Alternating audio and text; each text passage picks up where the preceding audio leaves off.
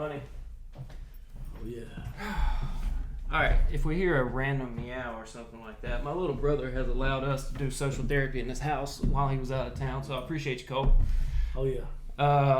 My buddy Spencer Fisher, ladies and gentlemen, I haven't got to sit down with you and actually have like a one-on-one, I don't think, ever in our life, and we've kind of revolved around our... Yeah, never one-on-one. My little brother people involved. Exactly. Jet, Cole, the whole, family unit that we've had growing up. But what you up to, dude? Where you at? Oh, right now, like I was saying earlier, I'm out in Texas right now. Killeen, Texas. Fort Cavazos now. It used to be Fort Hood. They changed the name. I did not know that. Yeah, a couple of them got changed. Fort Bragg got changed. Fort Benning got changed. Fort Hood, and I think one more. That's about the only ones I could have named back in the day, and now I can't say Fort that Bragg is going to be Fort Liberty, or is Fort Liberty. Fort Benning is Fort Moore. Okay. And then Fort Hood is now Fort Cavazos. How about that? Yeah. Named them after 3 new people, I guess. Word. I know Fort Cavazos named after somebody. Moore and Liberty, I couldn't tell you. So what are you doing out in Texas? So, like I said, I'm active duty out there, engineer. Yeah, just be doing. Did you start the engineering path like through the? No. Okay. Through college? No. Well, I was gonna ask because I remember you and Jet doing National Guard. So now, we was engineers there. Okay, too. that's where that kind of began. I got the same job. I just switched from guard to active. So you career manning. Oh yeah, man. I mean, that's awesome, man. After a while, like I said, I enjoyed my time in the guard. Yeah. Went a couple different places in the guard: Romania, Kuwait, Iraq. Been a couple different places with them, but having a civilian job too. Yeah. And then talking to people there, older guys. I remember, I'll never forget, there was a guy named KC. I worked with him, and he was like, I'm 59. I'm a couple years from being eligible to retire. He's like, there's no way I'd be able to afford it. Yeah. And then he's like, that's with my wife's income. So I was like, that gets you thinking. And then it's just like, man, what's the fastest way to retire? Yeah. I still want to be young and be able to enjoy retirement with my family, kids by that time probably, wife, all that. So I was like, man, what's the fastest way? So good on you, man. That's awesome, bro. So yeah. Look, I know where we all came from over in Elbert County, so I see where we all have gotten in life and like the decisions that we've made along the way. It's cool, like it really is. I see you out there really getting it, dude. And the crazy thing is, I never thought I would join the military. No. I was like, nah, it's not for me. For real? Man, never thought I would join the military. I ain't gonna lie to you. I thought, because you went on a stint coming out of high school with the wide receiver thing, I thought you was going to play it like I was like, my boy's gonna go out there and put some hands out. Like you had some good stuff coming out of high school playing sports. You still play anything? You play any sports at all? Yeah, every now and then, we play. So before I was in Texas, I was up in Kentucky where my wife was stationed up there. This is before I made the switch. But I was playing up there like on base, either playing basketball like every day. Then they would have the leagues, playing flag football, playing basketball. They got everything. Even at Fort Hood, played the flag football, played the basketball. We even played softball just because we had nothing else to do. Hey, you gotta stay active. And that's and so of course I still work out, go to the gym. And I've seen you with the hoodie bait. Isn't that hoodie bait? Yeah, I've seen it. I still work out in the hoodie. Hey, bro. Cause I need to quit complaining about not working out and start working out. A lot of people ask me why I wear the hoodie, but it's just because I hate going to a gym and you go there and they got fans on or AC on. And I'm like, man, I came in here to sweat. Came in here to get an exercise. So it's like, no matter what, I'll get a sweat with a hoodie on. Right. I've even made it to where now I play basketball with a hoodie on. I hear you, bro. At least until I torture test. I feel you. Until I start getting real sweady. Then I'm That's resilience, though. Yeah, that's resilience right It's there. not fun. Not always. I can imagine. But yeah, I still play out there in Texas. At least maybe once or twice a week on a good week. There's sometimes I might not necessarily play. Right. Like one weekend if I'm just tired or if I got something else going on. I feel that. But the majority of the time, like at least a Saturday or a Sunday, I get in there and play. Up and down the court, bro, I would probably die if I went probably 6-7 times up and down the court. I ain't gonna lie. They get some pretty good runs out there. Cause I play like off post with a bunch of people, so man, it's some good runs. Like you got some people from all over the place who either were stationed there and then got out, or just somehow migrated to Killeen. Don't know why. There's such a culture around like pickup basketball too. Like, I ain't gonna lie to you, bro. You gotta carry yourself with a little bit of confidence. You gotta have this certain air, cause I stand out. Like you could tell when I show up to the court, they're like, he don't do this often. You know what I'm saying? Like, you gotta have the confidence in there. So once I start playing, I settle in. But like getting out there and just getting settled, like it's a weird thing, dude. Yeah. Like it's a whole culture, and if you ain't a usual, or if you ain't a part of like what's always been there, how you like again, you carry yourself when you show up. They'll be like, he can play or he can't. Right? Yeah, that's what's up. That initial play. That initial play. You gotta really bring your A game at least that first time. That's it. Because they're gonna be like, first of all, we don't even know you. You're slowing the game. This is like a tryout. Yeah. And then if you can't do at least something, you ain't getting picked. Right? Be like, man. I forgot you and your spouse were both military. Yep. How is that?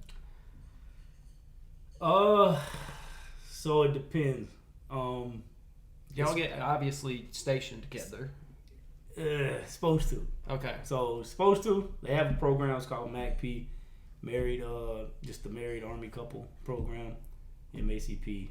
But the first initial move. So since I didn't start off active, and she has the best kept secret for anybody who's wanting to join the military. The best kept secret in the military is the AGR program. AGR. Active Guard and Reserve. So you're in the Guard or you're in the Army Reserves, but you do it every day. So you're getting active duty pay, active duty benefits, all of that, just without the active duty BS. I don't want to curse too much. No, you're good. Without the active duty BS. So like my wife gonna do PT. She wakes up, she goes to work at 9. By 16:30 or 4:30, she's gone. Time for her to go home. Sometimes earlier than that. She's in aviation, so aviation is a whole new world. I pick on her all the time. She gets mad at me. If she hears this, she's gonna be mad I said it. But aviation is its own. Like I feel like it's not even the Army, and I tell her that all the time. Like pilots, they'll be like, "Oh, it's too cloudy, can't fly today," or "It's too sunny, can't fly today." Which is a legit thing. Like it's a legit thing. If it's too sunny, it's too much glare. Yeah, it could be. Wow. It's a safety hazard. I get that. Okay. Like there's times a lot of days off. Yeah, or she'll be like, "Oh, I'm on night shift tonight." I'm like, "Oh, that sucks." And then she goes in for like 30 minutes, and then she comes back. She's like, "Oh yeah, there's a storm coming in, so we can't fly." So they just send us home. I was like, "Well, she don't fly. She's not." I was about to say, what is she? So her everyday job, she works in one of the S shops. So she just control like she's S3. She kind of is like over schools and stuff. Mm-hmm. So you have different S shops like S1, S2, S3, 4, 6, all that. There is no S5, or if there is, I don't know what it is. Yeah. Never heard of it. But yeah, just different aspects, and they're more of like a battalion type level. So they deal with either like a battalion. Everybody in the battalion kind of comes through them. Gotcha. So she's kind of over like everybody's school and travel pay. Gotcha. If they need to go to a school or if they're coming in to drill, because like I say, she's reserved, so she deals with soldiers who only come in 1 week in a month. Gotcha. But. So back to the MACP, yeah, she's supposed. Yeah. We're supposed to be stationed together. Yeah. Right now we're not. She's she's still in Kentucky at Fort Knox. So I mean it sucks. Yeah. Because you don't get to spend that time with your wife, so it's like y'all are always separated. And it's a hassle. Yeah. I always say like my biggest problem is like I get it, there's time you gotta spend away. If you were to deploy anything like that, I get it. Yeah. The financial part is what sucks. Yeah. Paying bills in 2 different places. 2 spots. Luckily, the Army does give you a BAH, basic housing allowance, so they're basically like you can live. Kind of helps with the baseline stuff. So right now we're both getting it since we're separated. Okay. But at the same time, it's still you still have double the bills. They got 2 rents, 2 light bills, 2 cable bills, 2 internet. two of everything. Two of everything. So it sucks. And I'm like, man, you know, if we live together, the house we could have with the money that we spending is probably real nice. Yeah. Probably real nice. Yeah, it'd be real big. Market sucks right now for buying anything. I ain't gonna lie, because it's just everything's absorbent in price. But I guarantee you that what you're probably spending in 2 locations, you can get something. Oh yeah. Ain't no doubt. Yeah, it's especially like out there in Texas, like you can get a nice house for around, you know, $1,800 a month, and we're definitely spending more than $1,800 a month. I bet. Then, like I say, just, you know, buying groceries in 2 spots, it, like literally everything that you could possibly think of that goes into your house, we're doubling it on both sides. And then, you know, yeah, it just and making it work though. You're making it slide. Yeah, I feel that. Oh yeah, and like, you know, of course, you know, she would have other things like, you know, the emotional side, like, you know, not being able to be there for each other when one has a bad day or a good day, whatever. Yeah. So I mean, it goes both ways. We both try to like just focus in on other stuff. Like, you know, she has her wig business, so she tries to spend as much time freely with that. That's awesome, bro. I didn't know that either. Yeah, good stuff. She got a pretty nice wig business. Side businesses are like, my wife runs a pink elephant thing, so I relate. Like, I understand. She makes a pretty penny. I wish I knew how to make wigs. Hey, I wish I knew how to make wigs. That's cool, man. Women would definitely pay for some wigs. And, I did not know that. Yeah, she makes some wigs, and I'm like, I wouldn't pay that much money for something, but these women literally be there's a like mad if they don't get one. Yeah. So it's crazy. Like, that's one thing I say. Women, another advice to anybody, you want to make some money, learn how to make wigs. Learn how to make wigs. Find a way. Because I wonder if you can brave. Women literally will pay $1,500 for some wigs. Yeah. Bruh, I was thinking like $300. No. See, when you were saying expensive, I wasn't even in the ballpark, bro. Man, that's wild. I tell you, I've seen women.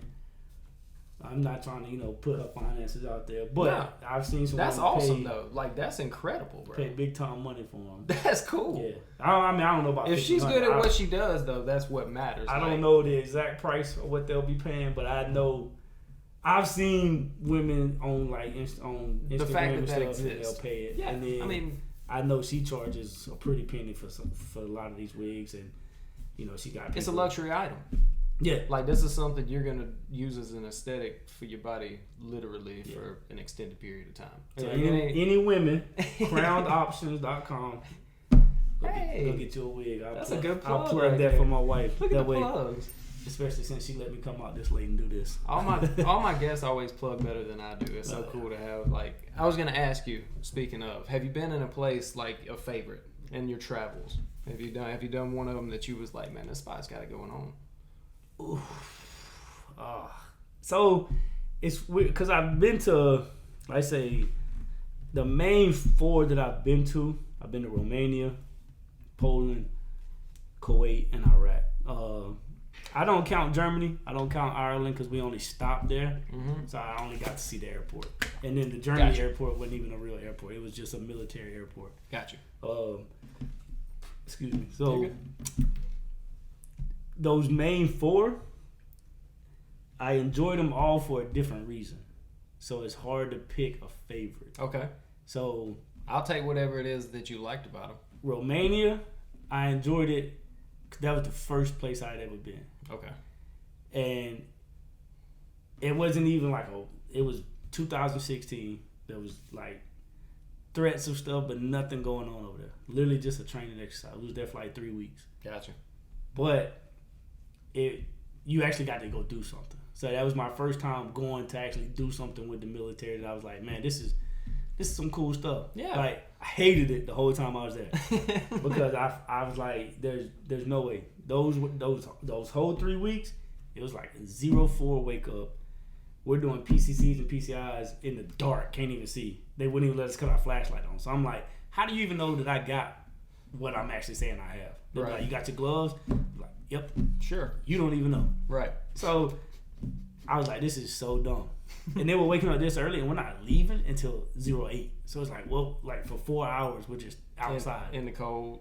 Yeah, I was. Where was the temp? Like, so put me there. We went in like late July and into August.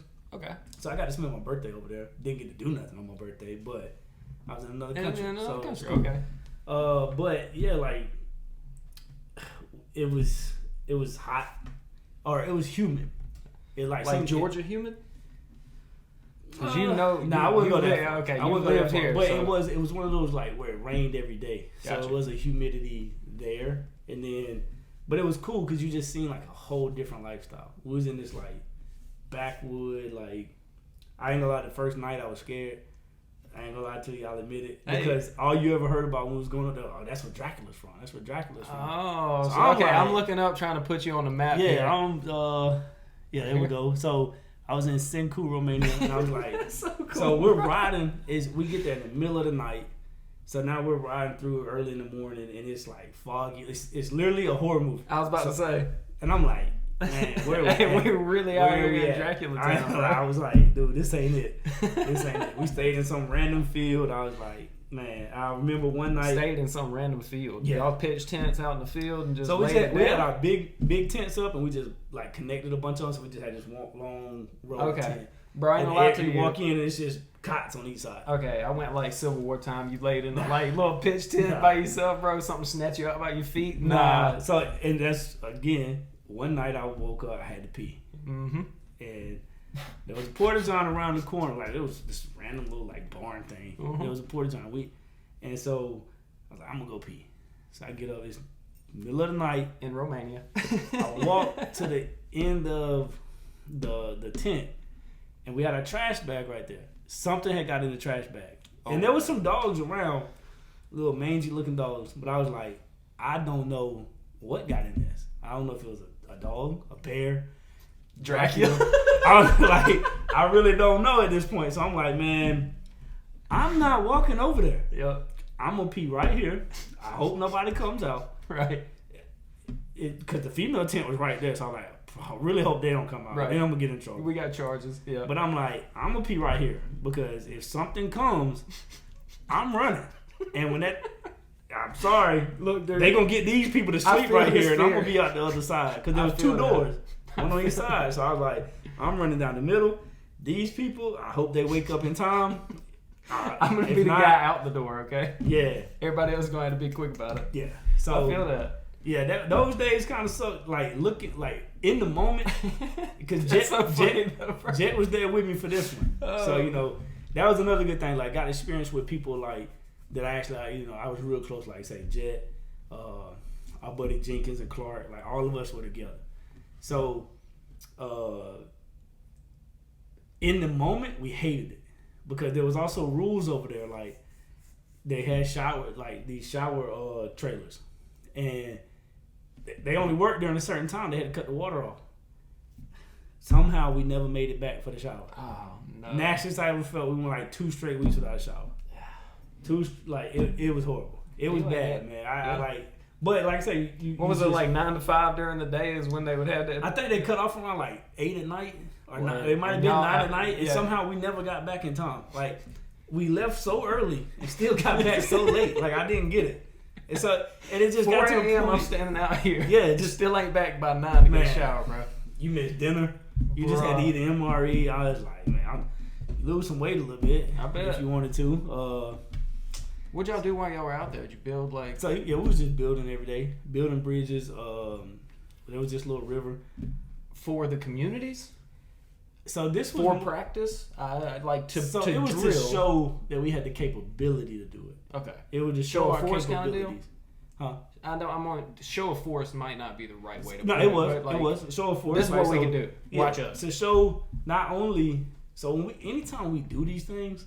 It's to show our people that we can do it, like our military people, our higher up, but it's also to show other nations, like, hey, either our allies, like, hey, this is what we can help y'all with, or the people that we're against, like, our enemy, hey, we can do this, can y'all? And I'll get to that, a funny story about that when we was in Poland. But yeah, so I like, just getting the people I was with, I really enjoyed that. And like I say, it's funny because I didn't do nothing serious. Like we didn't even have rounds with us. Gotcha. Like we carried our weapon, but we didn't even carry rounds with us. So like it was never like, hey, this is like, hey, you might catch contact. Right. We never expected that. So but you still come back with like kind of a sense of pride. Like, hey man, I actually got to go somewhere and do this. Yeah. So that's cool. So again, I told you earlier, like I never thought I'd be in the military. Yeah. My mom used to try to tell me, I wish I would have listened to her at 17. I could be almost retiring. I could be about 5 years from retirement. Instead, I'm like 15. Yeah. But I'll still be younger than 50. Yeah. But I was always like, nah, it's not for me. When I first joined, I was like, look, I'm gonna just get this so I can get some college money, and I'm gonna get out. Yeah. Do one little contract. That time was when I was like, man, you know what? Like, this is actually fun. Like, I would actually like to go more places. So it gave you pride of being in to be like, man, you know what? Like, it's not that bad. Right. And then it's funny, I never even went back to school after I got back in. So it's like I never even used the school money. But yeah, so that one was fun. We had one little culture day, got to go out, eat some good food, see some people. I was about to say, did you get to interact at all with the culture of like just being there? Yeah, like we had one day. Okay. One day. 3 weeks, and you had one day out there in the field. One day. But I mean, it was a fun day. It was fun. We enjoyed it. We had a good time. I bet you and Jed out in the middle of nowhere, Romania, was fun. Oh yeah, we gonna make y'all always a good time, bro. Yeah, we gonna ain't never been around y'all and not been laughing. Yeah, That's we gonna have a good time. We gonna joke. We gonna laugh. We gonna do our thing. So, and then we had, like I say, other people with us that was just like it. So yeah. I remember y'all always talking about y'all's trips to, like, I think South Carolina for y'all's drills and stuff like that. Y'all always come back cutting up about the guys y'all run into while y'all was there. Oh yeah, like I said, we always that was one thing I'll say, like with the guard. That's not so much the active side. Like, it is, but it's not. But like with the guard, at the end of the day, when you take the uniform off, you completely take it off. Yeah.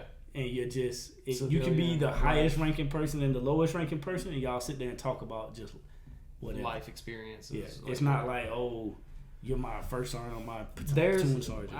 And you probably obviously know this because you're within it now, but and I reference the guy every podcast, Brian Smith, love him to death. But I have talked to him about that because he made it very high in his like ranking systems, and he was like, I never pulled rank, and I always hated to have to pull rank, and never once did I ever walk out like when my badge is on and stuff like that. He said, but there are people that exist in that hierarchy that you can't speak to without those honorifics on it. Like there's folks that carry themselves in that manner. So, and I was like, that would be hard for me to operate inside of. Like, even if you take the uniform off, it's like, you better so-and-so me at all times. And it's a respect. Don't get me wrong. I'm not trying to diss. Oh, yeah, no. So admirals and generals and people that have, ascended to the highest levels of our military. But you can talk to anybody. I feel like we're all people, bro. That's how you approach them. I would, anybody. You do have to approach them the right way. Me, I'm the type, anything I earn, any badge, any tab, anything I earn, I'm going to wear it because not to show off. No. Not to be like, hey, I'm better than you. No. But yeah, it's like, hey, I did this and so can you. Yes. I come from nothing. Right. I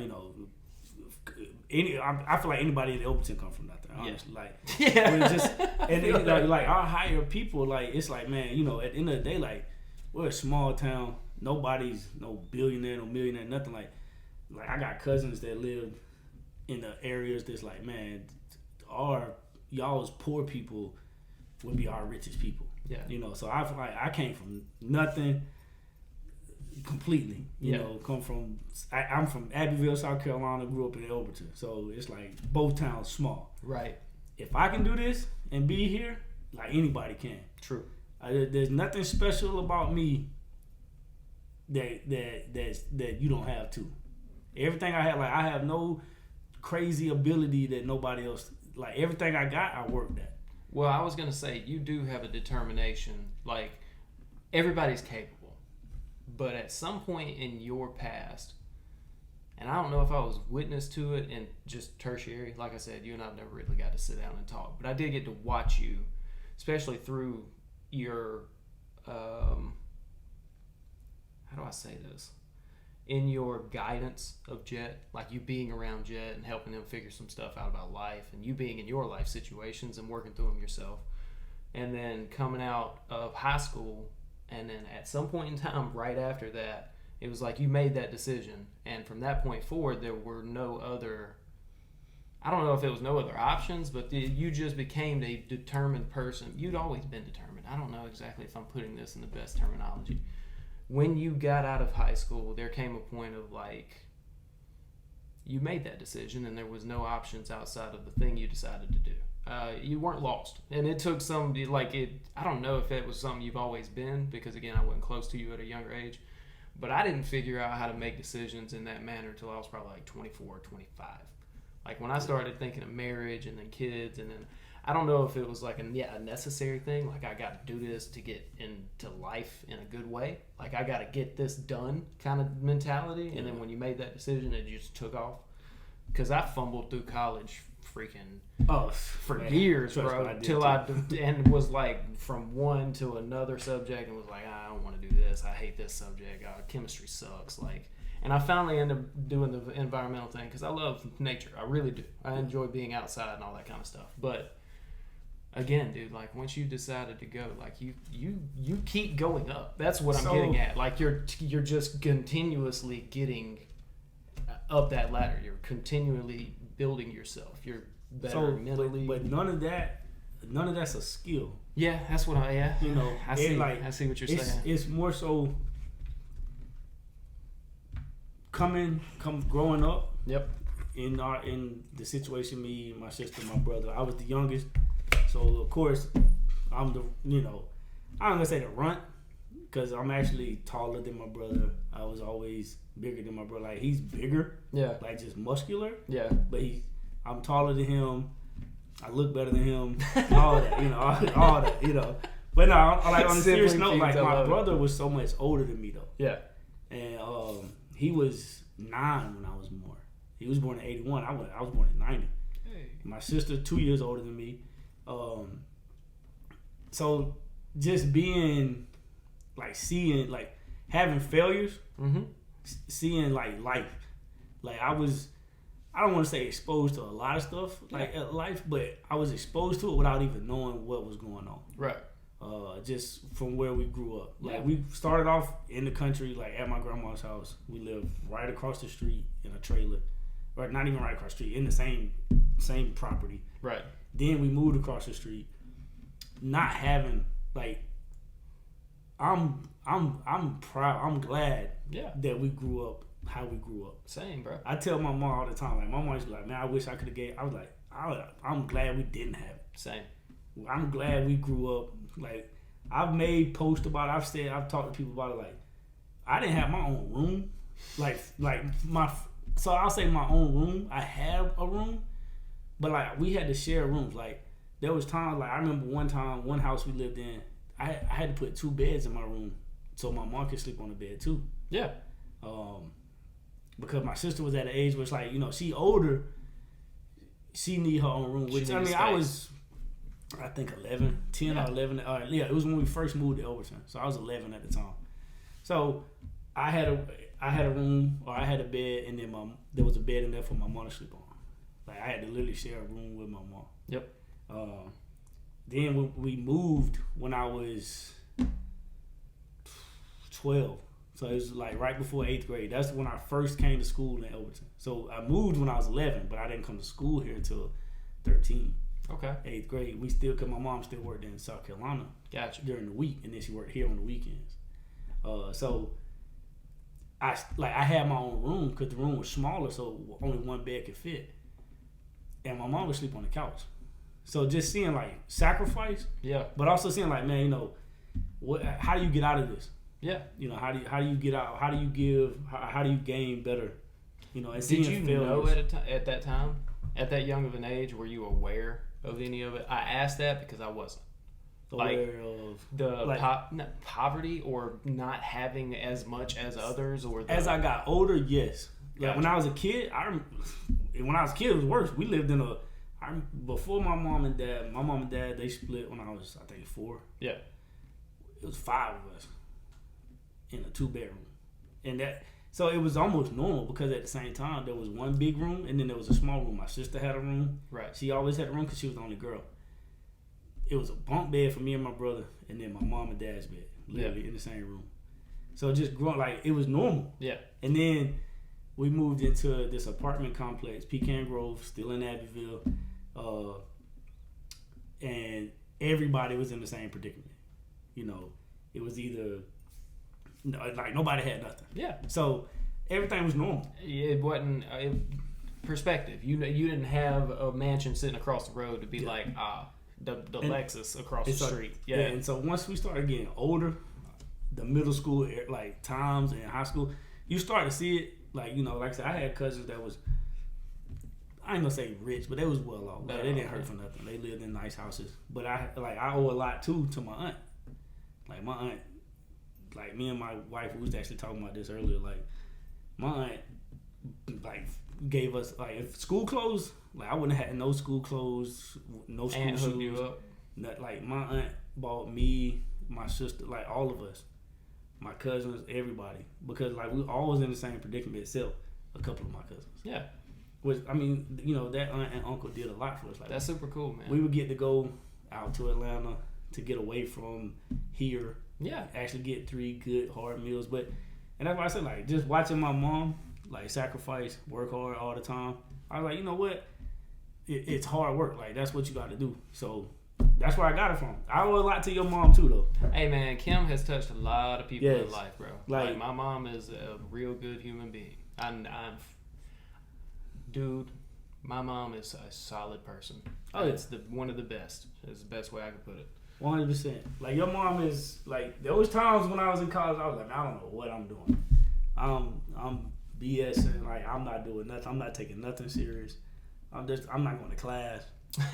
Nothing. You know, and, like, but she actually put, like, the first, like, for real workout plan I ever had was from her at the Wellness Center. And that, like, just started it. How about that? And then I was like, okay, then I joined the military. And I was still BSing around, not knowing what I was doing. Then I had my daughter, got a little bit better. Yeah. And, you know, just realized, like, okay, I didn't fix this, now what's next? Yeah. So it's like, you know, got a CDL, okay. Boom, just step by step. Like, nothing happens overnight. No. And it's a long-term process getting through it, bro, for real. That's awesome, though. I didn't know you had your CDL. Yeah, I still got it. I got it again through the military. Hey, I see you, though. Through the military. I hope I never have to use it again. But I got it. I got it through the military, actually. Other places. We got through Romania, where you have 4. So then after that, the next place I went was Kuwait. Probably not fun. Actually, it was so laid back. Showing up. When I got to go, Kuwait is... I didn't get to do a lot in Kuwait. We had some asshole leadership that didn't let us, like, do a lot of stuff. They were, you know, mission first, which I get it. Yeah. But so when I deployed in 2019, we were supposed to go to Syria. Right before we left, the dial back happened. So we only got 2 little missions. So I was like, man, you know, whatever. We get over there to Kuwait. I deployed. I'm a 12 Charlie bridge crew member. We build bridges. Okay. I deployed with 12 Bravos. That's route clearance, combat engineers. They do a lot of just route clearance of trying to find IEDs and stuff. Yep. Their mission wasn't what it was supposed to be. You know, they still had a mission, but it wasn't true route clearance. You know, true route clearance is like 2 miles per hour. Yeah. Dismount. That's what I wanted to do. I was on the dismount team. I was like, this is what I want to do. The most dangerous thing, but I loved it. Right. When I found out we weren't getting to do that, I was like, man, I don't even want to do y'all's job no more. Now, I don't want to stop you, but you're talking about dismantling bombs along, like, roadside kind of deal? Yeah. Okay. So, yeah. So, yeah. But see, dismount while you're out of the vehicles, but you're away from the actual bombs. So, okay. It was dangerous, but it was not as dangerous as being in the vehicle sometimes. Okay. So, like, I'm out there just trying to find people or tripwires. Okay. Or any wire running to the IED. Got you. I loved it. Okay. And I was the point man, so I'm first. I'm like, but here it is. Again, it made me more focused. Yeah. Like, boy, you'd have to be. You walk around like that. Not only is my life, but I got 5 other people on my side. There's 6 people on the other side of the road. Everybody in these trucks. I'm the point man. If I miss something, problems. Yeah. Then you got to live with that. That's responsibility, bro. And that's what I like. That's what I loved. But when our mission got pulled from that. They were like, hey, well, we got a mission to go do some Guardian Angel stuff, which is just over like a security element for some 12 Charlies. Hey, you want to go? A good friend of mine, his name was Sergeant Henry. He was an E6 at the time. I was an E5. He was like, hey, I'm going to bring you with me. We was cool. Get you out there. Maybe you'll get to do some 12 Charlie stuff. I'm like, bet. So I'm chilling in Kuwait for like 3 months. I'm lifting weights, playing basketball, whatever. Like, I'm just chilling. Yeah. So where I was at was very laid back, very enjoyable. Hot as hell. Hottest place on earth, I felt like. It was like, it'd be like 100 degrees at like 8 o'clock in the morning. Okay, so I have to ask, is this like desert style? Yeah. Okay. Yeah, everything is like this color, like tan. Got you. Or like this color. Literally. Everything. Got you. Everything. But yeah, I enjoyed it because it was just a relaxed time. Like, there was nothing to do. There was a couple little like restaurants on the base, but the base was literally in the middle of nowhere. Like, you think of like the boonies and sticks out here, they just 10 times worse. Word. Literally just dirt. Word. And you might see some Campbells. You might see some. But I enjoyed it. You know, you could eat whatever you wanted to eat and not gain weight because, like I said, you're gonna sweat everything out. Yep. I eat ice cream every day. Nice. Like, yeah. Diets did not matter. So I took full advantage because usually I'm like, when I get on a diet, I'm strict with it. Right. Like, I'm super strict, like one cheat meal a month type stuff. I feel you. I was one cheat meal a day type stuff. I feel you. Like, I was eating cookies and ice cream. Then Iraq, like I say, so Kuwait and Iraq, it was more real mission. Yeah. So I enjoyed it on the serious aspect and just getting to see it and create like different people. Yeah. And in Iraq, like working directly with the Iraqis, like you meet people. Like, I think about them sometimes still to this day. I bet. Like, I still got pictures on my phone. Like, just cool people. Like, you, and it opened your eyes to be like, you know, I don't talk politics a lot and all that in the media, but how the media portrays like the Middle East and the people. Yeah.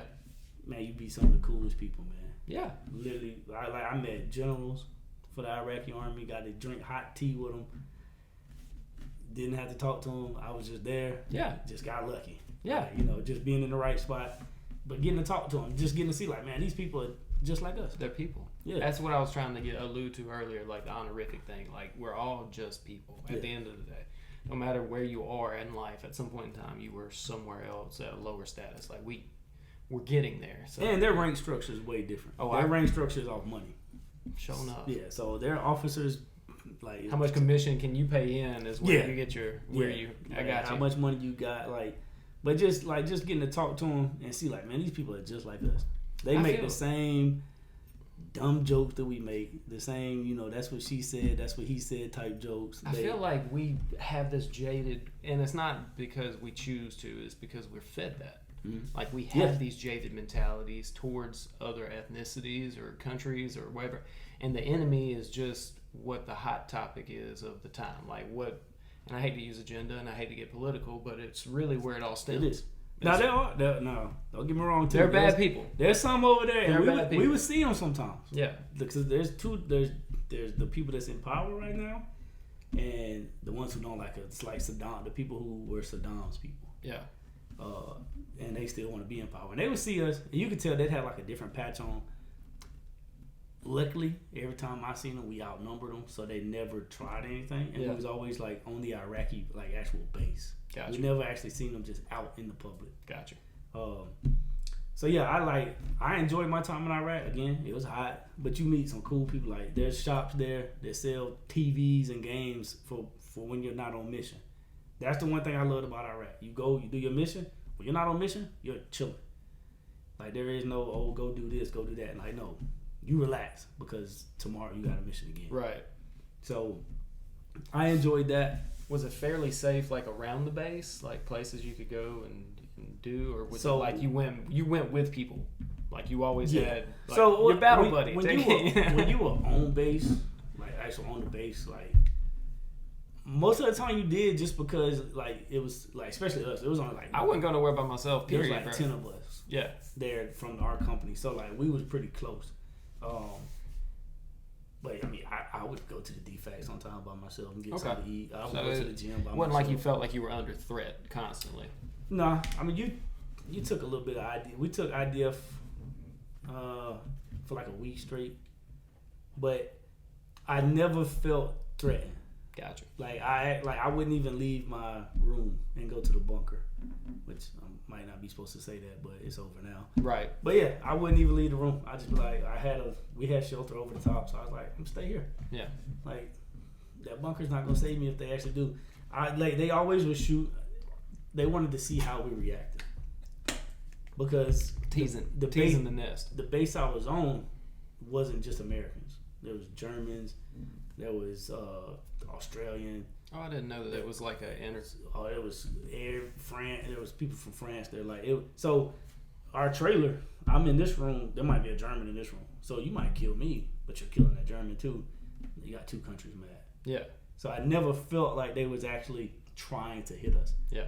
And I say that because they knew how to shoot those missiles. Yeah. Because there was one night they shot 3 on the Iraqi base and they hit 3 buildings.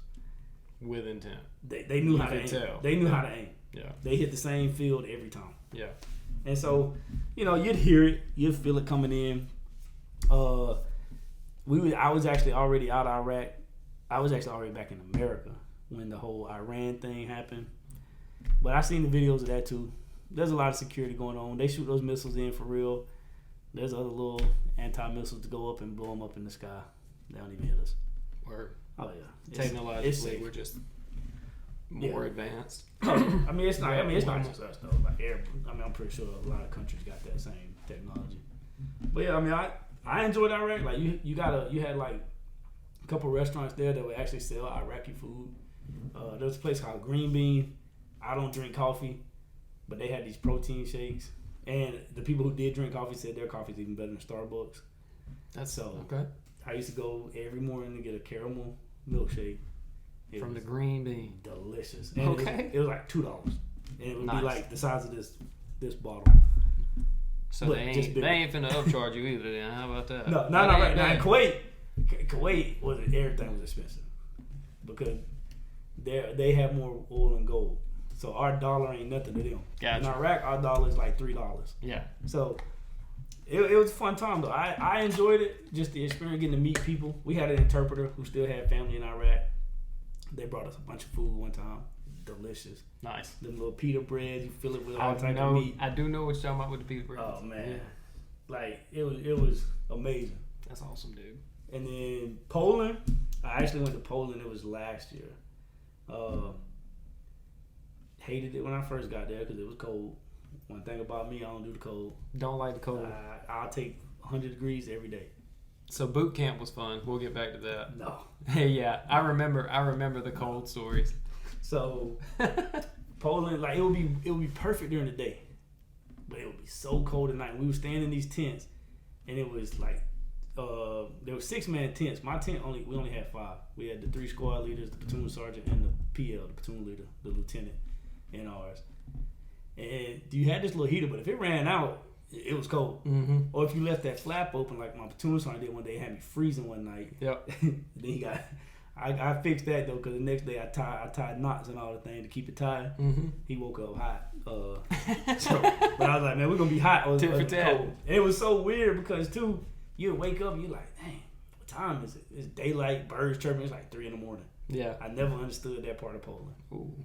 But like we got to go to like different places. Like the first place for like a week and a half, we was at this little base chilling, like just real relaxed. We was receiving our equipment, went out and we did our missions. Like we actually stayed out like in the field. Yeah. And then the last place we was turning all the equipment in, we was back at another base, very close to Russia.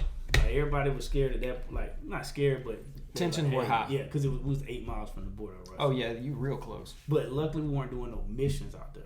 Gotcha. So. I say luckily, it depends on what you want. If you wanted to see some stuff, yeah, you would want to do a mission, right? But like when I was talking earlier about showing the capabilities.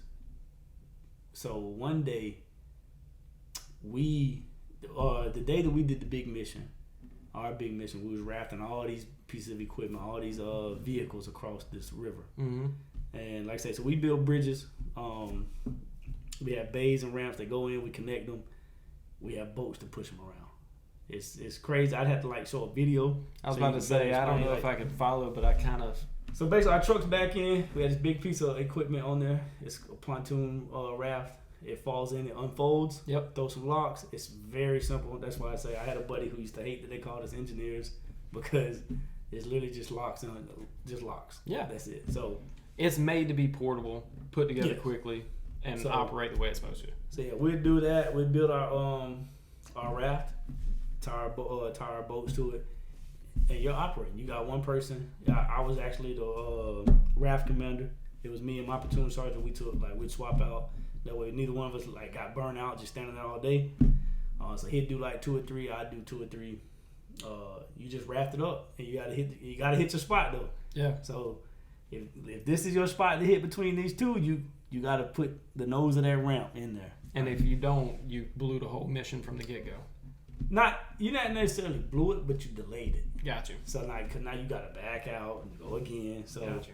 It's a timing thing, a technique thing, but once you do it, once you get that technique, get that rhythm, it's easy. It's tight, bro. So it's more so just playing with the current. If it's a fast moving water, it's harder. But the easy move, like if it's just a lake, it's literally the easiest thing. The nuances of jobs that until you actually have to do them, you never think about I never would have been like, oh yeah, the current's gonna be tough right here. We need to make some adjustments. Funny thing is, I see a lot of people talk and say, like I said, I say it's easy, but I've come up with every job. So I was a boat operator before. I was, a deckhand. I was a build team. I've done it all, so I know how it works. Gotcha. So being a boat operator, you kind of know the maneuverability of the raft on the boat. So when you go to raft commander, you already know that. Gotcha. You know, like, hey, I need to move it this way. I need to move it that way. Ground up, you already have the knowledge. So I've seen people get in there and be way off. So, but I mean, it's a practice thing. It's you like were saying show of force, like in the Poland. So we did our mission. Yes. But the day before, Russia tried to do the same type of bridge. Mm-hmm. They tried to do their floating bridge. I noticed you say try. Yeah. I don't know exactly what happened. I wasn't there. Yeah. But I know it was not completed.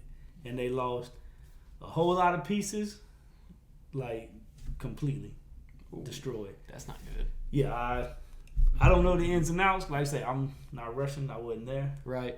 But don't come after me. I know they failed, and the very next day on British news and Russian news and Poland news and Ukraine news and everybody else's news, they showed our bridge. If you look close, you can see me. Oh, you was out on. I was in the news. Look at you. I was on the news. Look at you. Luckily, you couldn't see me good enough to where I could be like, most putting Abbeville and Elberton on the map, bro. Look at you. Like I say, luckily I couldn't see you. Yeah, you really know it was me. I ain't on the most wanted list, but yeah, I was there. I was the one doing it. Me and my platoon sergeant were the one doing it. My platoon sergeant at the time was the one doing it, and we showed that we could do it after they showed that they couldn't. Right. So that was a big smack in the face to Russia. Right. So that's what we do though. Like we go and we show what we can do. Poland was a great time though because the first place we was at before our mission started, we got to go out really every day if we wanted to and just see the culture. Best food in the world. I ain't gonna say best food in the world, but best food that I've been to. Yeah. Best food that I've been to. Like you literally can go to McDonald's and be like, man, I could eat this every day and not be fat. Like because their food is not processed. It's not that processed, steroid up. It's natural real food. Like their burgers. So many people that travel say that about the food elsewhere, bro. How much fake food are we eating? We eating a lot of fake food. I'm starting to believe. It's the more mostly places fake. I go, the more I believe we are. That's crazy, bro. And we've been doing it for a long time. I'm talking. I had a steak over there. Best steak I ever had in my life. Burgers, probably the best burgers I've ever had. Just taste better. Just taste alone. Golly, man. And even like the lettuce and the tomatoes that's on it is just so fresh. Me and my wife done started local. We'll get farm beef raised from. I wish I could plug them right now. See, this is why I say my guests are always better at plugging. Because my wife is the one that speaks to the lady that does the actual farm. I think we did a logo for him too. I'm gonna plug that later in actual link form on the website because they got some good meats. But yeah, dude, we've started doing that in our house, like cutting out the stuff that we don't think is real. As crazy as that sounds. My brother is like the world's biggest one on that. Like he don't even like to buy meat from the store. I'm starting to see like either he hunts it, it's what he killed, or it's somebody he knows killed it, processed it, and then he buys it from them. That's tight. Like that's what he does. He's probably better off for it, to be honest. Only thing he buys sides from the grocery store. He don't buy meat from the grocery store unless he's just really feeling like a steak. Right. He goes to a butcher shop. Yeah, he don't just go to the Ingles. I wish we had a butcher shop in town, dude. Boy. Not knocking Ingles because when I lived down here, I was the biggest Ingles shopper. So well, I think it's about all we got. Exactly. So we got the little Walmart section that has its stuff and it provides. That's one thing about Texas. We got HEB, so. So we got a what now? It's called an HEB. That place. ATB. HEB. HEB. Yeah. Oh. That's like they literally have like just a huge whole almost half of the store is just meats, fresh meat. Like you walk in. That's there, Texas. That just sounds like some Texas got fish, stuff, bro. You got lobster, shrimp, like all on ice, fresh, every day. What you planning on doing next? You careering this out Texas? Nah. All right. So do you have your next spot? Oh, okay. So I'm more so getting up in the rank where I don't get to choose where I get to go next. I can say, hey, I would like to go here, but behind that, he said, once you get up, dude, you get specific. They put you where they need you. Yeah. That's so you get they still make you feel good and make you feel like you can choose. Yeah. And sometimes you get lucky and get what you chose. Right. But they're gonna be like, nah, we need you up here. Yeah. That's a you nice can put option. You can put this at the bottom of your list, but it's like, oh well. That's where we're gonna put you. Yeah. So, that's kind of the bad thing with my job. It's a smaller job, so we don't got that many places. We got Texas, Fort Hood, or Fort Cavazos. There's 2 now in Fort Cavazos, so I could wind up staying there. Okay. I could get extended there. There's Fort Knox. I wouldn't mind going back to Fort Knox. Like I say, the winter's not that fun because it gets cold. But Fort Knox is like that area of Kentucky is a nice little area. Like I've heard Kentucky's beautiful, bro. The Radcliffe area is very country, but you're like 45 minutes from Louisville. Okay. Maybe an hour and something from like Indiana. Okay, that's cool. There's this farm in Indiana. Me and my wife used to go to it all the time. Like you said, like you go up there and they sell everything. They had this strawberry seed salad dressing. You could drink it. Bruh, it sounded good when you said it. I ain't even gonna lie, it sounded good. That's, like I'm mad because like the last couple of times I was able to go up there, they didn't have it. And I'm like, man, when y'all gonna bring that back? And it's like, it's just whenever the season is. Yeah. But I mean, it's a great place. Like, great place to go. You got it's just so much to do right there. Same thing like with Texas. Like that's one thing I would say like I enjoy about Texas. At Fort Cavazos, you're in the middle of everything. It's like 2 hours to Dallas. Okay. An hour to Austin. I'm starting to place you. We're literally in the middle. Corpus Christi. How far are you from that? No, okay. I don't know nothing but right. No, I got you because the Dallas-Fort Worth area is the only one I've ever been in. So that's like 2 hours, 2.5 hours north. Mm-hmm. Austin is like an hour south. Okay. San Antonio is like 2.5 hours south. Okay. And then Houston is 3 to 4 depending on traffic. East. You ever go to Austin? Yeah, I mean we go to Austin pretty good amount. Like we've been, like say when my wife comes out there, we've been to Austin, we've been to Dallas, and we've been to San Antonio. We spent one night in San Antonio. This was last year on our anniversary. We went to Austin for one night, stayed in a real nice hotel. It was pretty fancy. They found out it was our hotel. I don't drink. They gave us champagne though. Anyway, it was fun just to pop the cork, just to make it look cool. Yeah. So, get that sensation. Yeah. Just to say I did it. Yeah. Then I definitely don't understand how people drink it because I tasted it and it was the worst thing I ever tasted in my life. Alcohol, I feel like, because you've always been straight laced. Yeah. Like I've tasted drinks. I've drank like a drink here just to taste it, but it's like I don't get the hype of it. It's not as cool as everybody makes it out to be. And alcoholism runs in my family, so I stay away from it. we have also had the struggles in both sides of my family with alcoholism. I'll have a drink myself every so often, and in my older age now that I've had kids, like I find myself grilling and I'll go make like a margarita or something like that. So I catch myself doing that, but I'm not that. Like, I never knock nobody for drinking. No, don't. It's not my thing. If you have ever seen any of the episodes of the show, I judge nobody for anything. Yeah. We just sit around and chat. Yeah. But I've caught myself like I'll mix up a margarita and then just set my little mixture in the refrigerator, and then like Thursday will come around or something, I'll be like, give me a little margarita and go get me some sleep. I say it's a the people like when you can control it.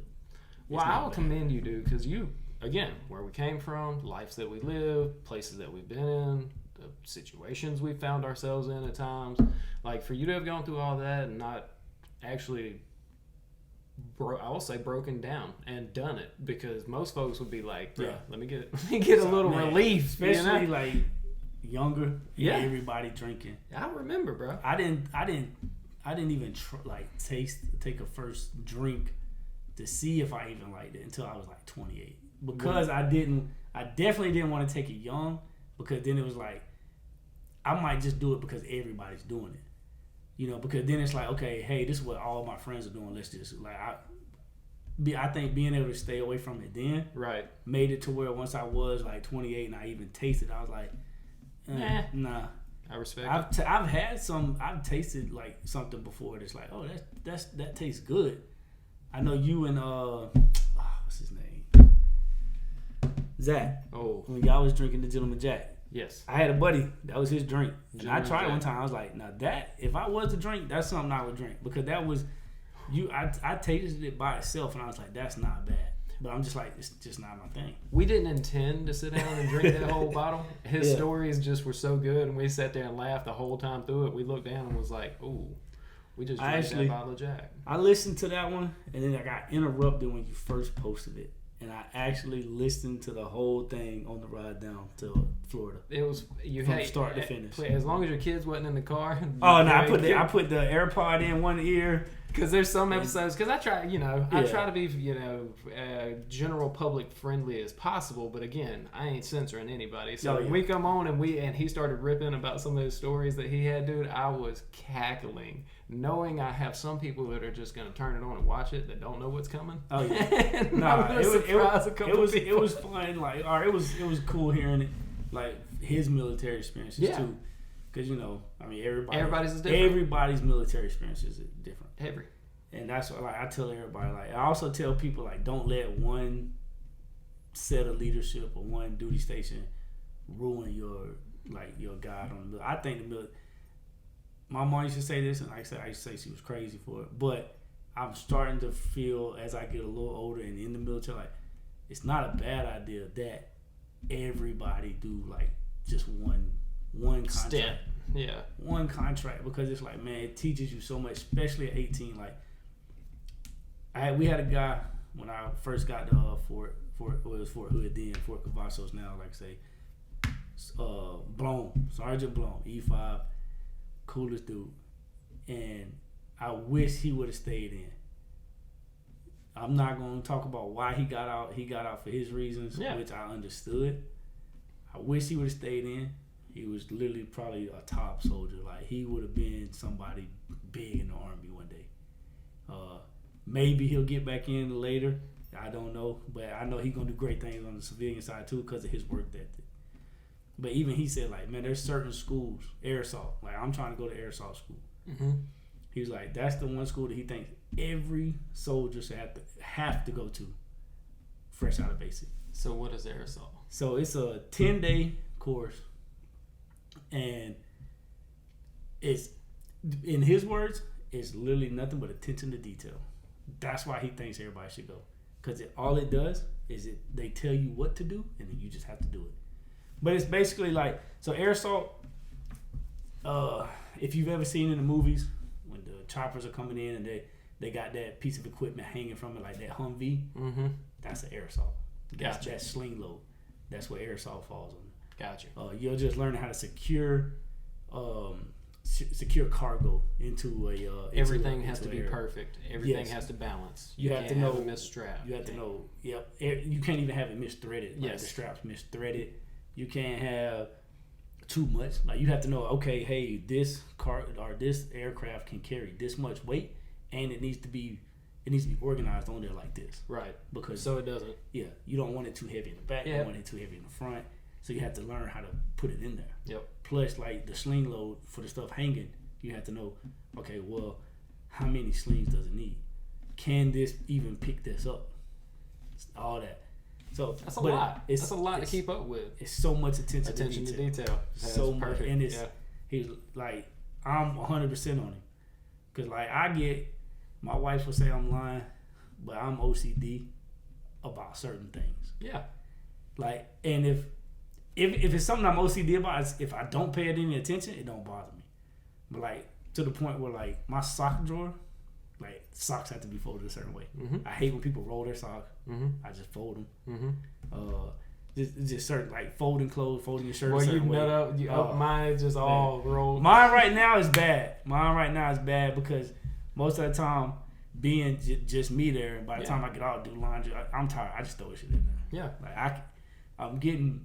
But when I have the time, it's like it burns me. Like when I open my sock drawer, it burns me. Like there's times where I put all my socks and I just put them on a chair because I'm like, I know I can't put them in there right. You gotta wait, and like it'll drive me crazy knowing it's like that. I get that.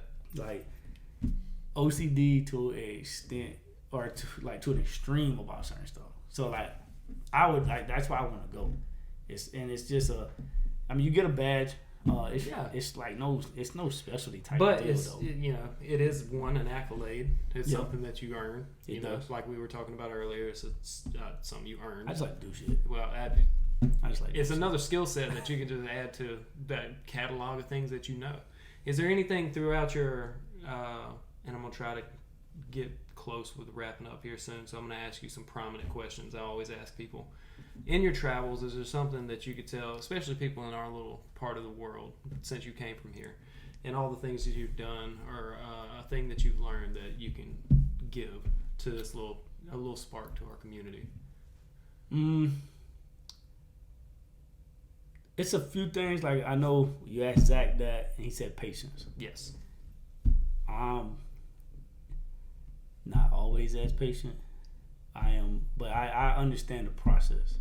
So I am very patient. There's certain things I can't take, like, and my wife will attest to that. But patience, just knowing like, hey man, nothing happens overnight. Yep. Like nothing happens overnight.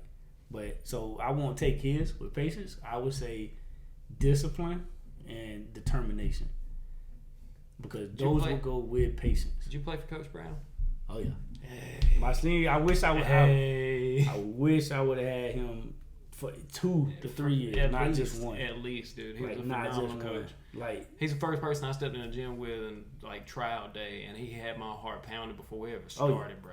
I felt like I was on cross country team. I swear, dude. There was a couple of days I felt like I was in Coach Carter movie, or I felt like I was running cross country. I remember there was a day we didn't touch a basketball. No, we practiced for 4 hours and ran the whole time, bro. We practiced for 4 hours and we did not touch a basketball. I remember. We'll say that for another time. Yeah, there's 2 funny. We practices. are going to do this again, by the way. There's 2 funny practices / games that we had, and I was like, "What are we doing here?" But yeah, especially here, because nobody has like the discipline or the determination, especially with the younger like crowd. Like, not trying to knock on them, but it's a different mentality. It is, and like I wish also our generation, like what you're doing with this, like I love this. I appreciate that, man. I love it because it's like you're not trying to get nobody from outside the community either. It's all about the community. And I always said I wish like I could give back to the community. In some way I still want to one day at least. Like maybe once I'm retired and I can come back and actually give back. Cause that's I feel like people forget that. Yeah. People forget that aspect of just success. Like, cause you didn't get there by yourself. Nobody gets successful by themselves. No. And the teaching that way And all that success comes from patience, discipline, determination. And that's my biggest thing. It's like, trust me, I'm coming off vacation for a whole week. Mm-hmm. I swear I got. I have a shaving profile. You looking good, bro. Hey, looking good, bro. Me, I have a shaving profile, so I have a beard 24/7. Even at work, I don't have to shave. I'm lucky. It wouldn't be this thick. I'm coming off vacation. Of course, I had my daughter and her cousins, one of her friends. I had all these kids with me, so they want ice cream. Did I have some ice cream? Yes. Did I have to eat fast food? Yes. But I don't like the discipline is not doing it. Right. It's not doing it all the time. Right. Had to do like, hey, I got a goal. Like that's what drive. Like when I don't have a goal, I suck. I feel suck like at everything.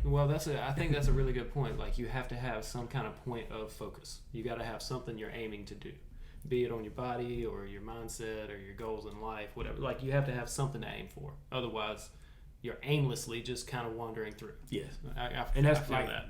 You gotta set the goal and like. Some people say don't tell people your goals or what, like keep it to you. Man, tell people because at the end of the day, then those people gonna hold you to that standard. There's a very fine balance. Like I'll agree because manifesting, you have to put it out. Like you can't win the lotto if you don't buy the ticket. Is a good way to put it. But you have to go out and put the effort in, and if you put any of the effort in, you can't not talk about it. And another thing I've learned with this is like as far as doing something, especially when it comes to like the podcast and anything in life, in business, your career, whatever, nobody's gonna want it as badly as you are for yourself, if that makes sense. Like you have to want it. It's not gonna be someone else's goal that you attain for yourself that makes you happy. Like if you truly care about something, you're passionate, and you can give back in some way, shape, or form, all in. All in, bro. And that's kind of what I'm hoping to do here. Like, I don't know what the end game is, but by God, I know there's a lot of cool people that live in Elberton, just like you, that get to come through and just hang out. And I love talking to folks, be it the first time I ever speak to them and never known them before, or had passed and know you from our childhood, or folks that have known me from childhood that I've never got to know. I've got some folks coming on that have known me since I was a kid that I've never sat down and chatted with. So it's gonna be fun, man.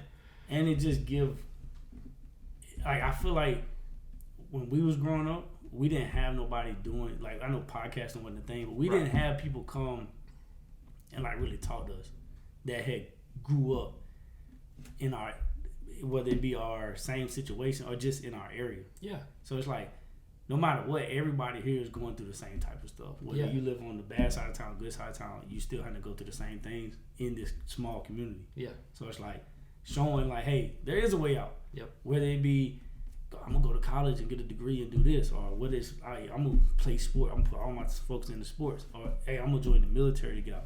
Whatever it is, there's ways out.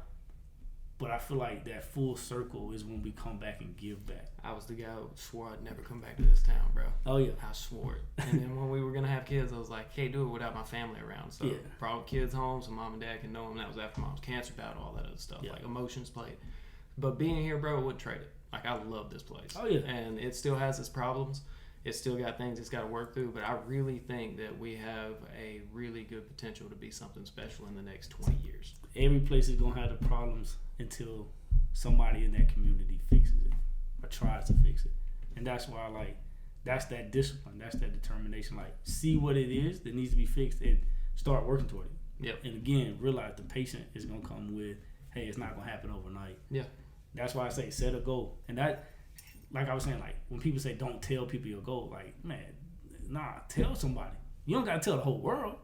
Like, I don't have to come on here and be like, man, you know what? I want to do this, this, and this. To where I'm going to make $10 million by the end of the year. Yeah, like, but I could be like, man, you know what? I'm going to tell Jet, or I'm going to tell my brother or somebody. The people that have your back. The people that want to see you succeed. But also put it to people that's going to be like, man, if you fail, they're going to rub it in your face. Haters drive, bro. Because then you're going to be like, man, you know what? I know for a fact this person's going to be like, man, I knew you couldn't do that shit. I was going to make a joke and say that I know there are people, and I love you if you're listening, I know there are people that are just waiting for the day I stop doing this. Like, it'll fizzle out. And be like, man, it didn't take off like I wanted it to. Exactly. Like, but it's like, man, just keep doing what you enjoy. I love it too much, bro. I would do this without this here. Yeah. I would still sit here and have this conversation and have just as much fun. This is an added effect of people getting to enjoy it with me. Yeah. That's basically all it is. So, but again, dude, I appreciate you coming on. Oh, yeah. We're going to do this again. Yeah, hopefully I can get here before. No, you're good. Is there any shout outs before we go? I know. Give me that website again for the wigs. Oh, crownedoptions.com. Crownedoptions.com. Let your wife, man. Let her know you plug, bro. That's yeah. solid. Yeah. That's solid. I'm going to start having to get a percentage of this stuff. But no, I mean, honestly, man, I mean, just shout out to every, like, it's going to sound so corny. But not at all to me. Everybody in the community, like I say, I know there's a lot of dumb stuff I done. I done a lot of dumb stuff that could have stopped me from being where I'm at today. But it's like, look, I got lucky. Mm-hmm. Learn from it. Like, I learned from that. I took some good things from stuff that I've done in the past that wasn't what I should have been doing or wasn't the right thing. Right. And I was like, you know what?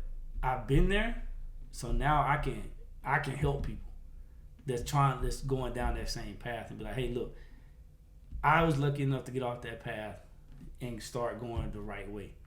So, and there's still, I mean, I'm not perfect to this day. Nobody is. You know, I still got plenty of things I could work on. Yeah. But at the same time, it's like, again, patience, one step at a time. But I can see that. Like, I can see, like, hey, man, I see where you're going. Like, come on, man. Like, this ain't right. This ain't the way to go. So, just be a good guy. Listen to like, you know, people don't. Some people might see me and be like, man, he's like, oh, I remember him when he was doing this, and this.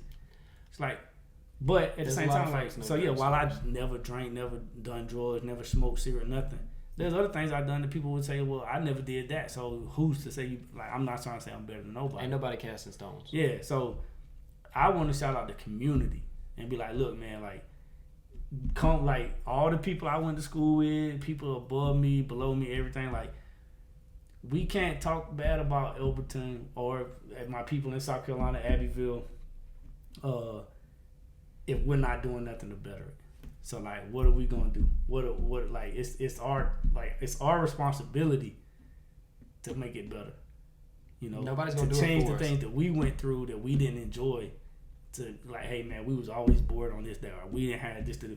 Okay, so why don't we bring that business in?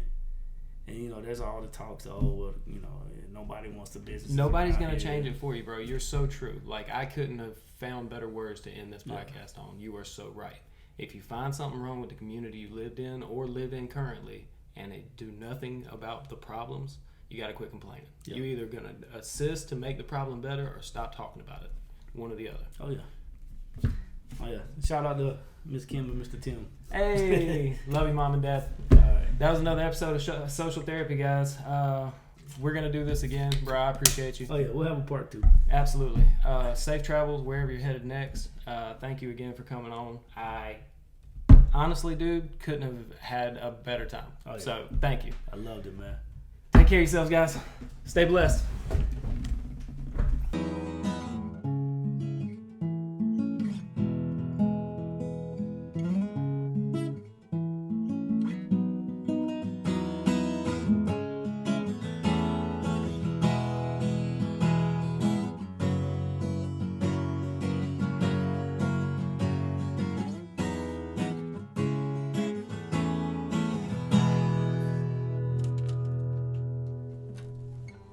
That was fun. That shit was hot. Appreciate it, man. I like playing music. It's one of my favorite things to do.